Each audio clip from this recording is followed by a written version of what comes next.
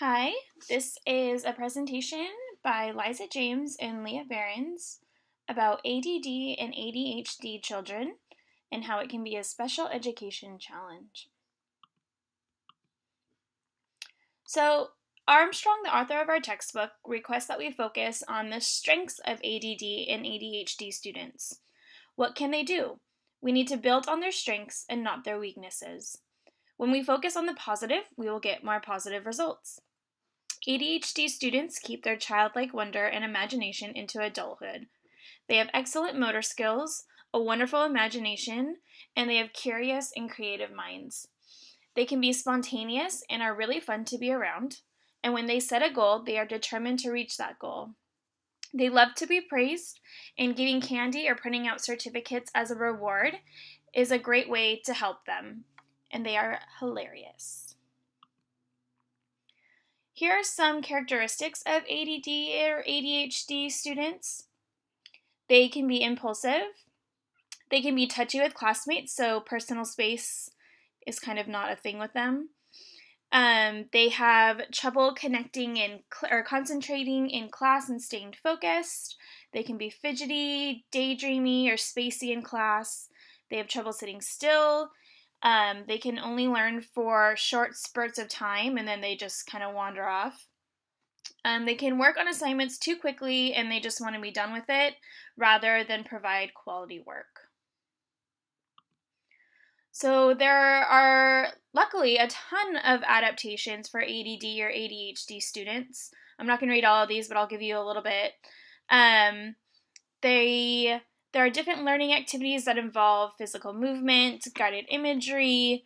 It's good to use lots of pictures or visuals to capture their attention. They need a consistent set of rules and routines in the classroom. Movement breaks or brain breaks like Go Noodle or Brain Pop are great to help break up the day.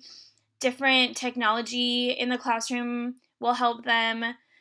Sometimes if they're little fidgety yoga balls instead of seats in the classroom, help them to move around, but still stay focused in class.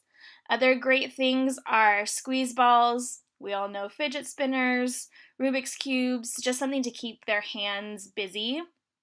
Give them choices, makes them feel like they are listened to and they're heard, and give them tasks to complete, but nothing too hard because then they'll just want to get it done and not want to stay focused or engaged.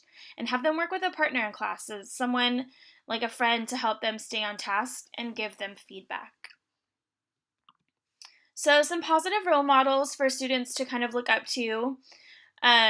Some of them include Steven Spielberg, Jim Carrey, Mark Twain, Emily Dickinson, Walt Disney, Michael Jordan, Albert Einstein. The overall message is that you can have ADD or ADHD and still be very successful in your life. One way for students to kind of remember this is to allow them to keep a picture of their role model at their desk as an inspiration to stay focused. And obviously that's Jim Carrey and Steven Spielberg, and then a couple other famous people that have ADD or ADHD. So we want to inspire our students with possible careers. People with ADD or ADHD do not enjoy sitting for a long period of time, so they need to have something that has constant change or movement and working outside if it's possible. And these different careers right here are definitely ones that people with ADD and ADHD can enjoy doing. And last, here are some resources for teachers and parents with who have kids that have ADD or ADHD. CHAD organization is great. ADD resources. thinkkids.org is great for kids to kind of browse and have fun on. And then the Understood organization. All right, I hope you learned a little bit more about ADD and ADHD, and hopefully we gave you some good adaptations to use in your classroom. Have a good day.